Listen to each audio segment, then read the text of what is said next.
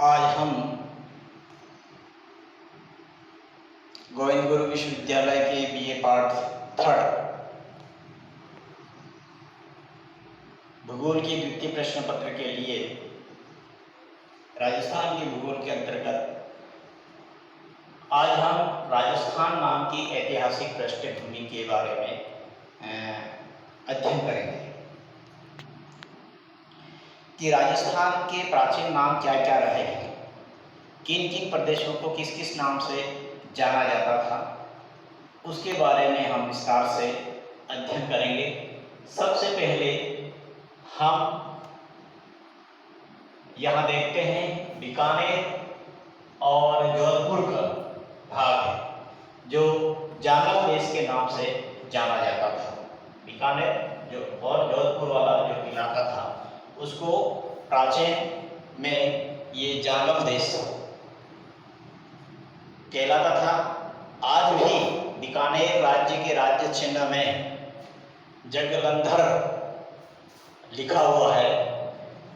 इसे कुरु जांगला और माद्रे जांगला के नाम से भी जाना जाता था।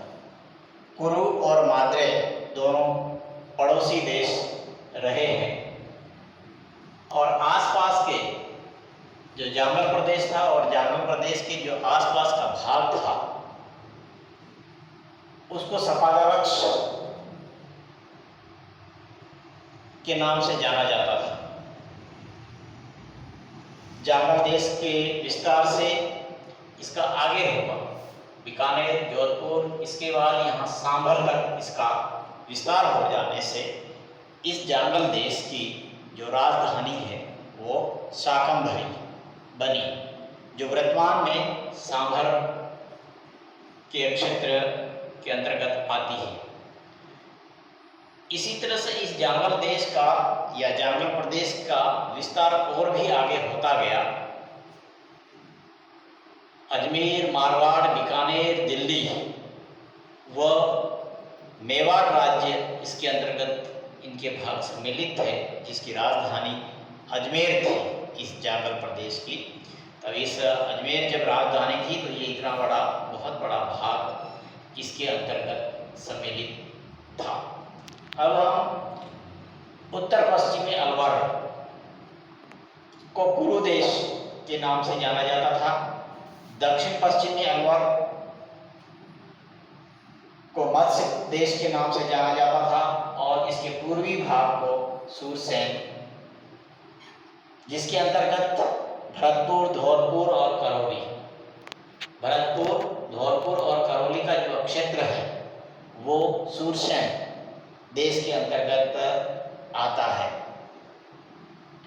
जोधपुर को हम लेते हैं, हमारा जोधपुर को प्राचीन नाम मरुवाड़ और बाद में इसी को हम मारवाड़ के नाम से जानते हैं। बाड़मेर जैसलमेर का जो क्षेत्र है उसको मांड नाम से जाना जाता है। बाड़मेर और जैसलमेर का जो एरिया है सम्मिलित उसको हम मांड क्षेत्र के नाम से जानते हैं।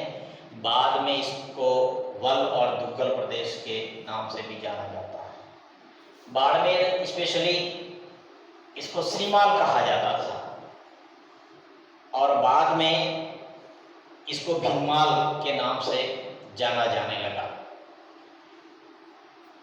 जालोर, पश्चिम में जालोर को स्वर्णगिरी के नाम से जाना जाता था और सिरोही को आर्बुद नाम से जाना जाता था।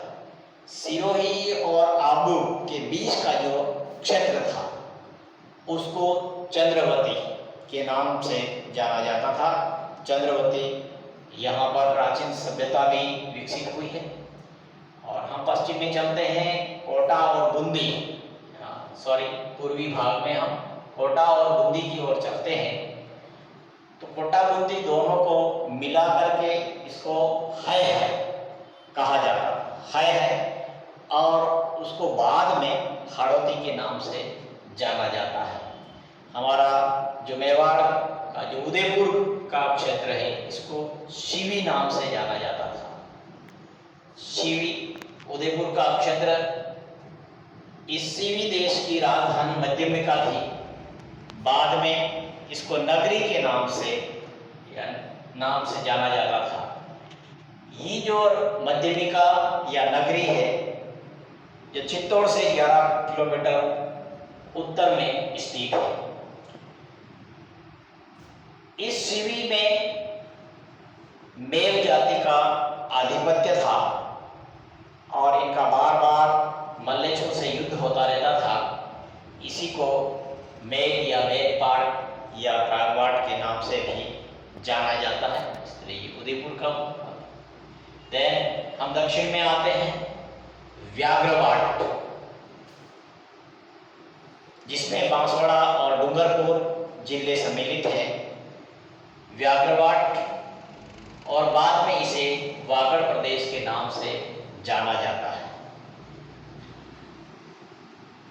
विराट, महाभारत काल में भी बार बार विराट काली और इन सभी देशों का जिक्र आता है। कुरु, माद्रे, सारे इन देशों का ये इसका भाग है। तो विराट जयपुर और टोंक के कुछ भागों को मिलाकर विराट देश के नाम से जाना जाता था। इसके ऊपर में अहिस्त्रपुर, जो नागौर वाला भाग है, अहिस्त्रपुर के नाम से जाना जाता था। तो विराट, हस्तिनापुर, ये सारे के सारे भाग इस क्षेत्र में था। गंगानगर वाला उत्तर में हमारे राजस्थान का भाग योद्धई के नाम से जाना जाता था। इस प्रकार आज हमने जाना कि हमारा जो राजस्थान है उसको प्राचीन काल में विभिन्न नामों से जाना जाता है। तो विद्यार्थियों को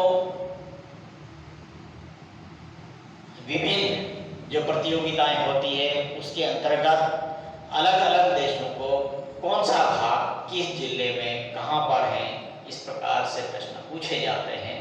तो प्रतियोगिताओं के लिए भी और हमारे पाठ्यक्रम के लिए भी ये ऐतिहासिक पृष्ठभूमि के बारे में आज हमने सीखा। Thank you.